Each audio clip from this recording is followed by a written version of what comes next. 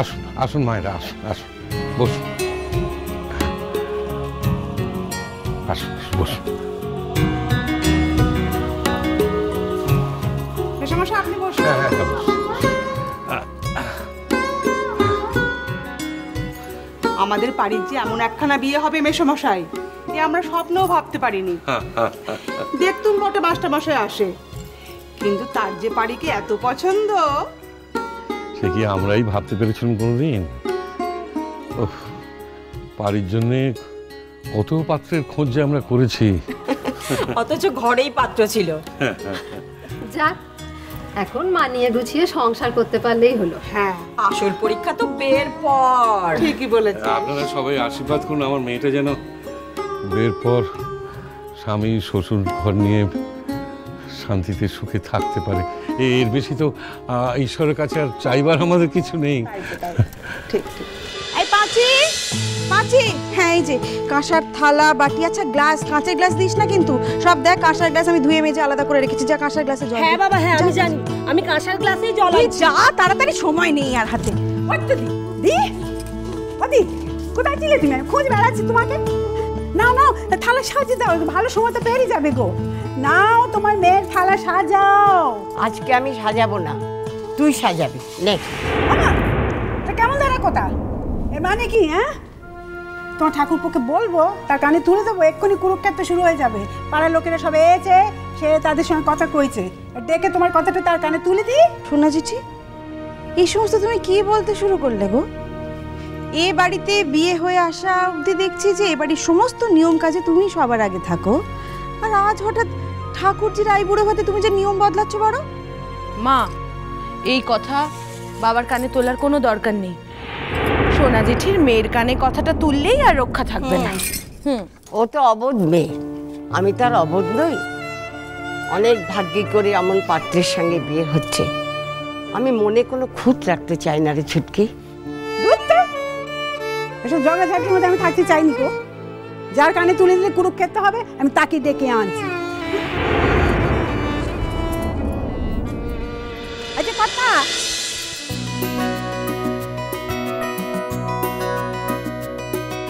কথা, কথা, এই দেখো কথায় মুশগুলো আছে। বলি আমার কথা কানে যাচ্ছে কি? হ্যাঁ, এদিকে একটু আসো। ও হ্যাঁ হ্যাঁ, আপনারা বসুন মা, বসুন, আমি একটু ভেতর থেকে। হ্যাঁ, এসো এসো, কথা আছে।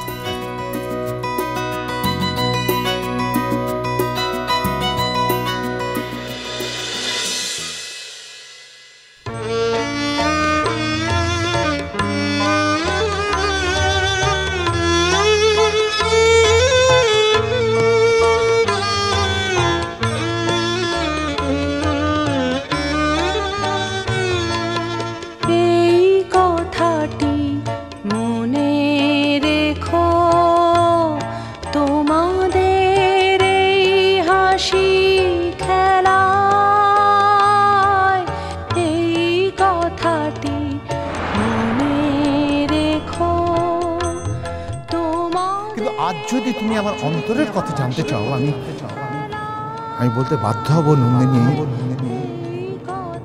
আজকাল এই বাড়িতে থাকতে আমার দম বন্ধ হয়ে আসে। সত্যি সত্যি এখন এখন এখন আমি আর তোমার জন্য বাড়িতে থাকি।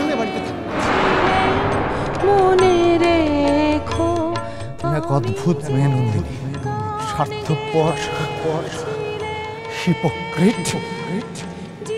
আচ্ছা আমাকে একটু ভালো করে বুঝিয়ে বলতে পারো যে আমি পারিকে বিয়ে করলে তোমার কি কম পড়ে যাচ্ছে?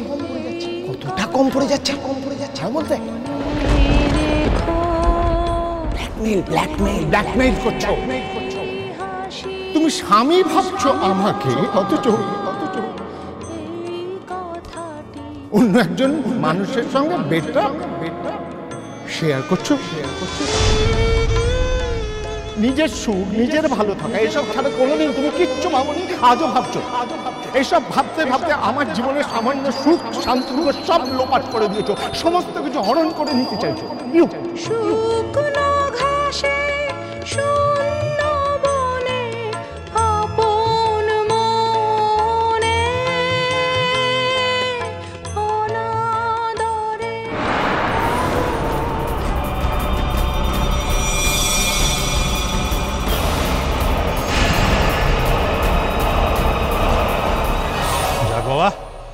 নেমন্তন্ন সব কমপ্লিট, আর কোনো চিন্তা নেই, এবার সবাই মিলে আনন্দ করো আর কি।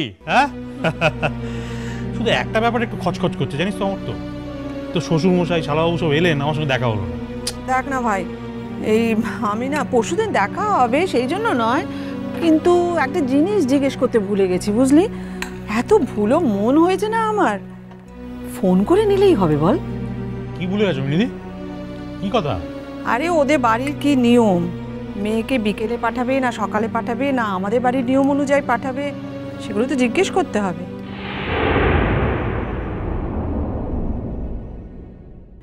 এই জন্যই না বয়স্ক মানুষ মাথার উপরে না থাকলে।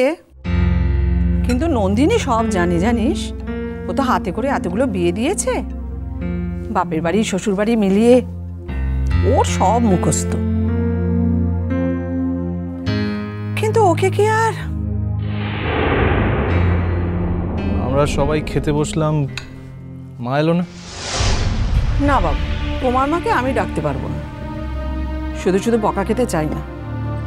আর কদিন ধরে যা মুখের অবস্থা করে রেখেছে, বোঝার উপায় নেই। আর আমার ওপরে তো সব চেড়ে গেছে। এই তো মিনিদি, এটা একটা ভুল কথা বললে। তোমার ভুল ধারণা, নন্দিনী কারুর উপর রেগে নেই।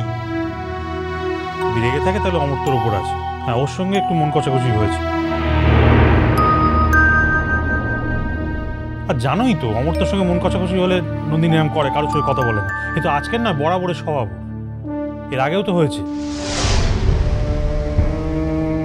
অমর্ত্যর সঙ্গে কোনো একটা ভুল বোঝাবুঝি, রাগারাগি, ব্যাস সকলের সঙ্গে কথা বল না, আমরা ফল ভুগছি। তারপর নিজে থেকেই যেচে যেচে কথা বলতে শুরু করলো, সাধতে শুরু করলো সকলকে। তখন বুঝলাম দুজনের ঝগড়া মিটেছে।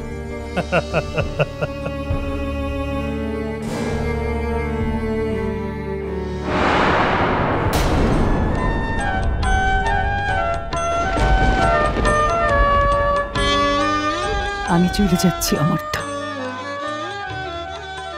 আর কখনো আমার কারণে তোমার জীবনের শান্তি নষ্ট হবে না। তুমি তোমার নতুন জীবনে সুখী হও, ভালো থাকো অমর্ত্য। এমন অবাঞ্ছিত ভাবে, এমন অনাদরে বেঁচে থাকতে চাই না আমি। তাছাড়া আজ তো এ সংসারে কারোরই প্রয়োজন নেই কোথাও আমাকে। জুড়ে বড় হয়ে গেছে, তার নিজের জগৎ তৈরি হয়ে গেছে। এখন আর তার জগৎ শুধু তার মাকে কেন্দ্র করে নয়, অনন্য চিরকালী সংসারে এক সন্ন্যাসী। আমি না থাকলে সে দুঃখ পাবে, কিন্তু আমি ছাড়া তার জীবন থেমে থাকবে এমন তো নয়। কাকুন, বলছি যে দেখো, বাড়িতে আজ বাদে কাল একজন নতুন মানুষ আসছেন, তো বাড়ির পরিবেশটা যদি এরকম থমথমে হয়ে থাকে তাহলে তো সেই মানুষটারও অস্বস্তি হয়, তাই না কাকুন? তোদের কি সবার মানে এই কথা মনে হচ্ছে? মানে আমার ব্যবহারে তোর মা এরকম করছে? আমি একটু তোর মার সঙ্গে খারাপ ব্যবহার করেছি? আশ্চর্য। আর তোরা সবাই মিলে এরকম ভাবে ভাবতে শুরু করলো, আমার কিছু বলার নেই।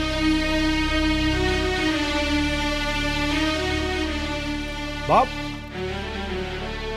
তোরা তোদের মতো সবাই স্বাধীন, যে যার মতো যেমন খুশি ভাবলে ভালো লাগে। ভাব। ব্যাস শুরু হয়ে গেল তো। ভাই, ও ভাই, ভাই আমাদের দয়া করো। একজনের রাগের ঠেলাই আমরা অস্থির হয়ে যাচ্ছি, তুমি আবার দয়া করে আমাদের উপর রাগ করে আমাদের ব্যতিব্যস্ত করে তুলো না, আমাদের সঙ্গে কথা বলা বন্ধ করে দিও না। বাজে জন্মপথ